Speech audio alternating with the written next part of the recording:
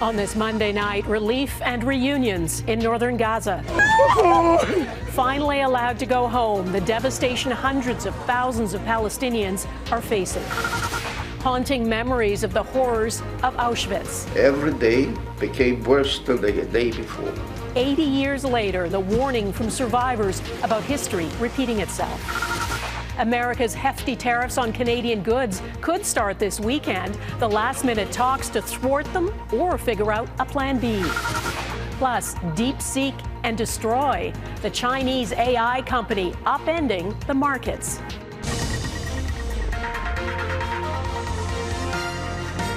Global National with Donna Friesen.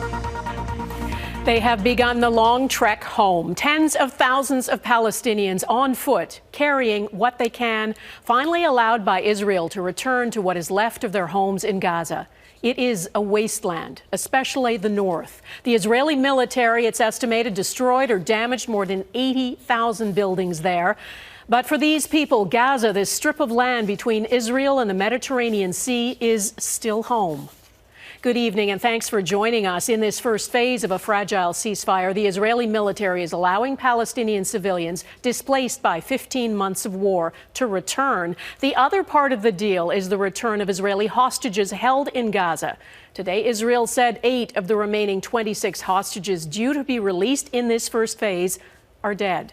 Redmond Shannon has our top story on the progress made and the setbacks.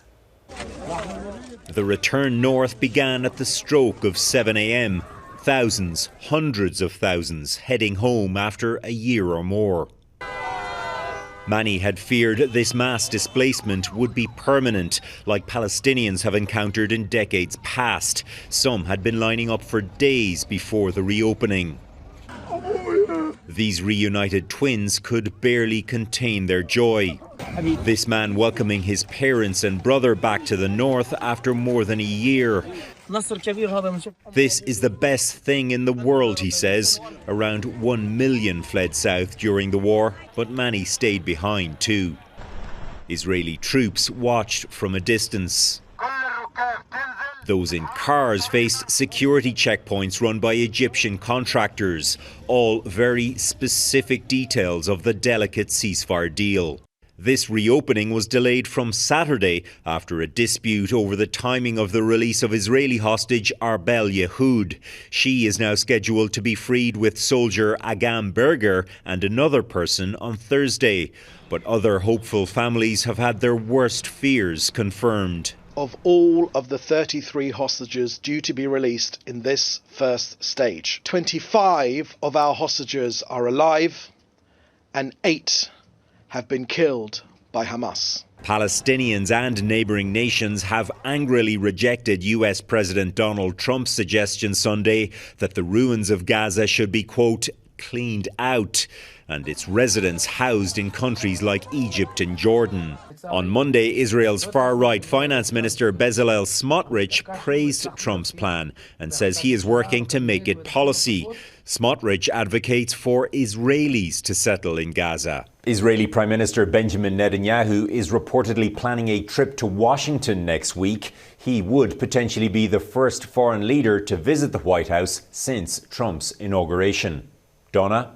Redmond Shannon in London, thanks. It was 80 years ago that the Nazi death camp Auschwitz was liberated. World leaders, including Canada's Prime Minister, gathered there for a ceremony today as survivors warned of the dangers of rising anti-Semitism and of far-right and nationalist parties. More than 1 million people, most of them Jewish, were murdered at the Auschwitz death camp between the spring of 1942 and the end of 1944.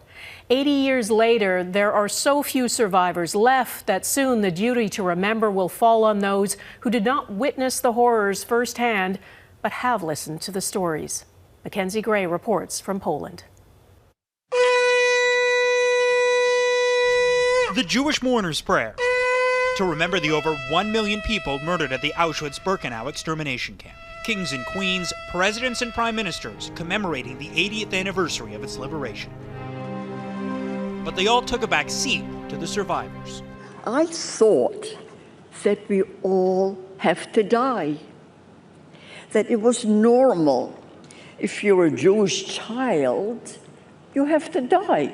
Nearly 50 of those children who made it out of the death camp returned today, including 89-year-old Canadian Miriam Ziegler, sharing the atrocities she saw as a child in Auschwitz. Being on my own at age 8 years old, practically 7.5, was very, very difficult and very hard. While she survived, all of Ziegler's family were murdered by the Nazis during the Holocaust, part of a systematic extermination that saw 6 million Jews killed.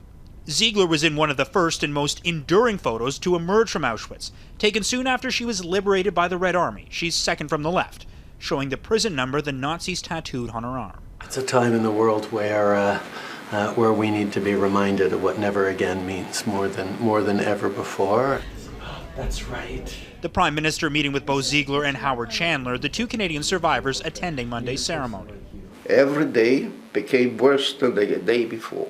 Chandler, now 96, was forced into hard labor while in Auschwitz, worried that the world has not learned the lessons from the Holocaust. If you don't do anything about it, it's going to repeat itself, which we are witnessing now, what happened with the hate and the spewing of it, the anti-Semitism. This is likely the last commemoration with a significant number of Auschwitz survivors to be in person, Donna. And while the numbers may dwindle, they hope the memories of the horrors they faced will not. Mackenzie Gray, thanks. When Colombia's president stood up to the U.S. president over the weekend, it looked for a moment like a serious trade war was about to break out. But in the face of Donald Trump's threat to impose 25% and then 50% tariffs on all goods imported by the U.S., Colombia backed down. Trump is claiming victory and appears to be using Colombia as an example of what he'll do if nations stand up to him. Canadians who have to negotiate with him are watching closely. Mercedes Stevenson has been talking to some of them. Mercedes. Donna, the Canada-U.S. Cabinet Committee convened today with two primary purposes: to prevent President Donald Trump from issuing tariffs on Canada and to prepare a response that can quickly be launched if those preventative efforts don't pay off. Preventing tariffs. This is our #1 priority. Foreign Affairs Minister Melanie Joly has been meeting with and calling senior Republicans, including Secretary of State Marco Rubio. The goal, to talk those around Trump into explaining why tariffs on Canada would benefit no one.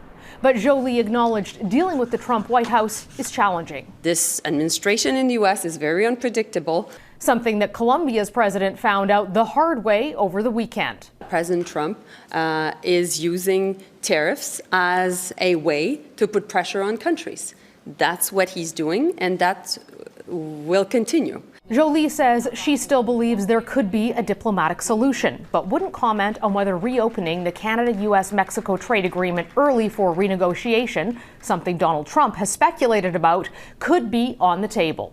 The federal government has taken significant steps when it comes to border security to try to reassure Trump.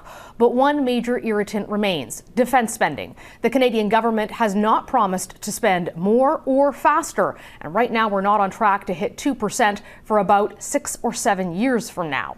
The Foreign Affairs Minister will head to Washington on Wednesday as part of the ongoing campaign to try to stop the tariffs from being leveled that could come as soon as Saturday. Donna? Mercedes in Ottawa, thanks. President Trump made getting tough on illegal immigration a pillar of his presidential campaign, and he has already enacted far-reaching measures targeting those who violated U.S. immigration law. As Jackson Proskow reports, it should come as no surprise Trump is taking a combative approach. In major U.S. cities, immigration raids unfolded in moments that seemed made for TV. Donald Trump's border czar and talk show host Dr. Phil McGraw joined federal agents on the front lines, while the president took an early victory lap. We immediately halted all illegal entry and began sending every border trespasser and violator back to the places from which they came. It's all meant to send a message about Trump's hardline stance. Images provided by the U.S. government show use of military planes for deportation flights instead of commercial aircraft, which had been used under President Biden. Sending military planes was the most extreme example of showing that the new sheriff is in town, and the president willing to put his own muscle behind it. That approach has turned American policy into an international standoff.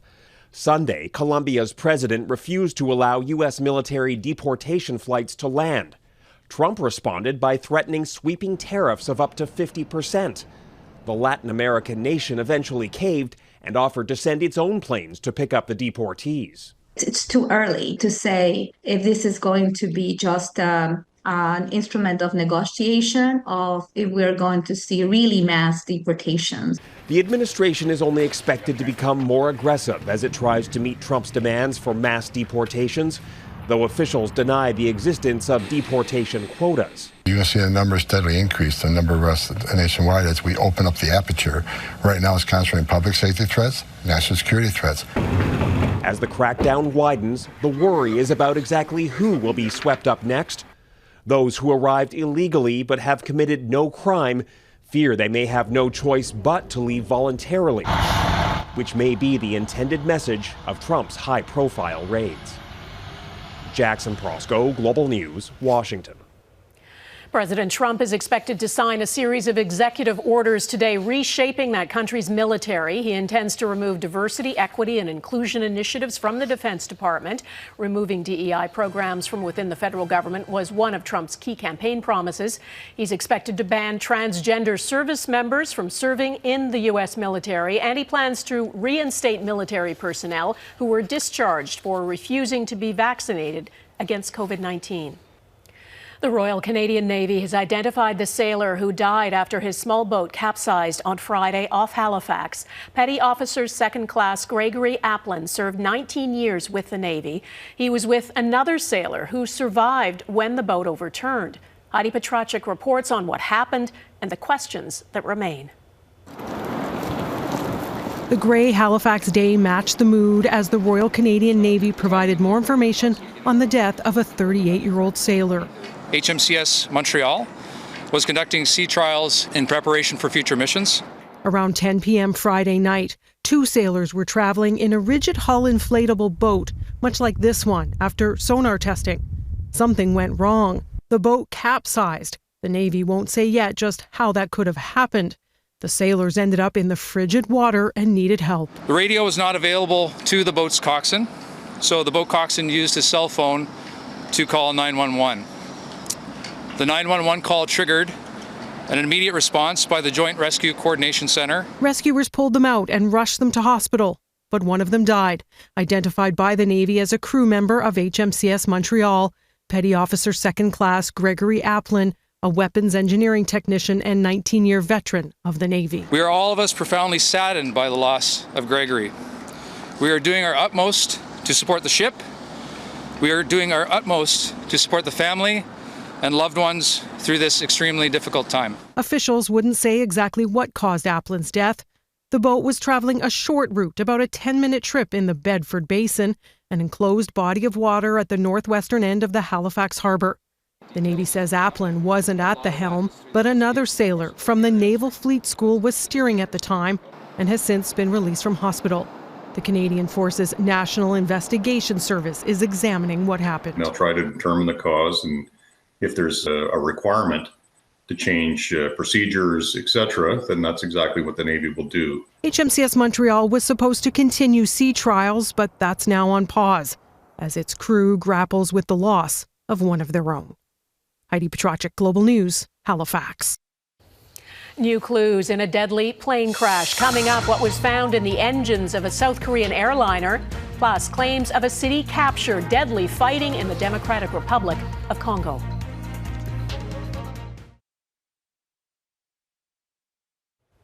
A Rwanda-backed rebel group called M23 claims to have captured the city of Goma, the largest city in the Democratic Republic of Congo. There are reports of looting and a prison break that may have set free thousands of inmates.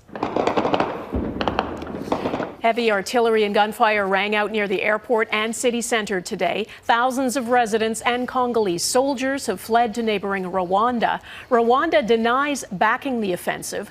The UN is calling on rebels to pull back immediately. At least 13 foreign peacekeepers have been killed in the violence. The presidents of the DRC and Rwanda have agreed to meet on Wednesday.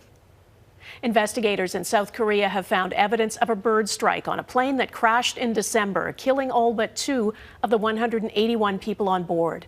The report confirms duck feathers and blood stains on both engines of the Jeju Airlines flight. The investigation will now focus on the bird strike and the concrete wall at the end of the runway. The Boeing 737 crashed into it at high speed after attempting to land without its landing gear deployed. The so-called black boxes stopped recording 4 minutes before impact. Swedish authorities have seized a foreign ship that's suspected of damaging an underwater data cable between Sweden and Latvia. Local media shared these photos of the cargo ship. It has ties to Malta and Bulgaria. Its hull and anchor appear to be damaged. Sweden is calling the cable damage aggravated sabotage and has opened an investigation into the incident. NATO has sent extra ships to patrol the Baltic Sea in response to several of the region's cables being damaged since the start of 2024. DeepSeek disruption ahead. A new Chinese AI startup causes a stock market sell-off.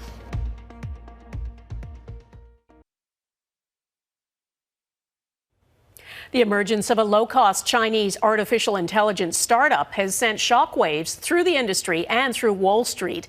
It's called DeepSeek and is being hailed as a cheaper AI alternative. It's already the #1 AI assistant in the App Store, dethroning some of the industry's biggest players, including ChatGPT. As Nathaniel Dove reports, DeepSeek is also throwing America's AI dominance under a cloud of uncertainty. It was the single largest one-day loss for a major U.S. company, according to one analysis. Microchips made by NVIDIA, an American multinational corporation, were thought to be essential for artificial intelligence, along with the American strategy to lead the world in the field with company OpenAI. The largest AI infrastructure project by far in history, and it's all taking place right here in America. But the shock of a new Chinese artificial intelligence company, DeepSeek, apparently just as capable but made using less data and inferior chips, rattled markets. The Nasdaq and S&P 500 market indicators dipped, as did Google, Microsoft, and NVIDIA, which plummeted nearly 17% Monday, the equivalent of roughly $500 billion US. That's kind of turned this tail, that maybe you don't need to spend all the best money out there and you can go with a low-cost solution or just learn off existing models. The U.S. had tried to keep the technology for themselves. Experts say DeepSeek proves that apparently failed. I think the incentives of not selling China the chips actually worked against the United States because they innovated. So they were able to do more with less. Some analysts compare it to the shock of Americans learning about Soviet satellite Sputnik. We thought we were hiding what we were doing so well. We're restricting others from doing it as well. And it turns out, innovation happens in many places and with resource constraints. The reaction, experts agree, is what can happen with competition. And they say it shows the race for a technology that could upend many aspects of life is speeding up. Nathaniel Dove, Global News, Toronto. Reflecting on the Holocaust, next, a Montreal woman tells her survival story.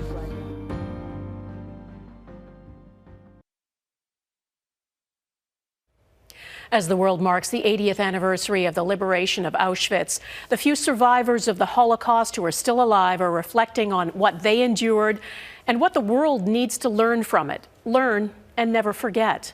Amanda Jelowicki reports. There are a number of us who do speaking. Ava Cooper misses her mother constantly, even though she has virtually no memories of her. It's a huge sorrow in my life. It's a huge, it's a weight. It's a consequence of that inhumanity. I was deprived of a normal childhood. Ava was very young when Nazis murdered her mother in Poland. But Ava reveres her, knowing her mother's last act before her death was giving her up. As Nazis forced them onto a cattle car bound for a death camp, Ava's mother pushed her daughter into the hands of her cousin spared from travel. I started to scream that I was her child and that my mother was only minding me. And this is the first of many miracles that allow me to be talking to you today. but for the children. Ava never saw her mother again. She's one of a small group of Holocaust survivors still alive in Montreal. She spends much of her time visiting schools, educating young people on the importance of remembering the horrors of the past. Why is this important? Because we have to remember it. Because we don't want to condemn the people who come after us to the same fate. Montreal's Jewish community is strong and close-knit, with the Holocaust Museum holding a special place of importance. It's holding an evening ceremony to mark the liberation of Auschwitz. This year feels a lot more significant. I think 80 years is a major anniversary. But the community admits the last year has been difficult.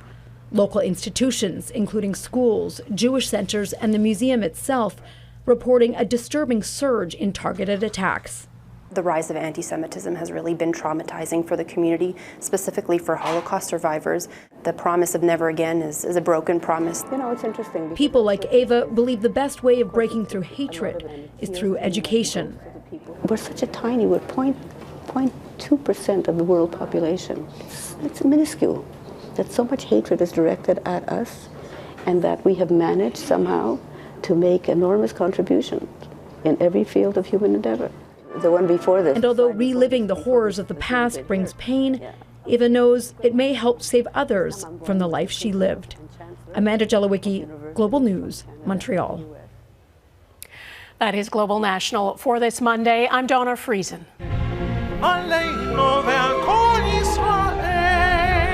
Tonight's Your Canada is the National Holocaust Monument in Ottawa. It's called A Landscape of Loss, Memory and Survival, and is meant to ensure the lessons of the Holocaust and the contributions survivors have made to Canada are never forgotten. Thanks for watching. Hope to see you here again tomorrow. Bye-bye.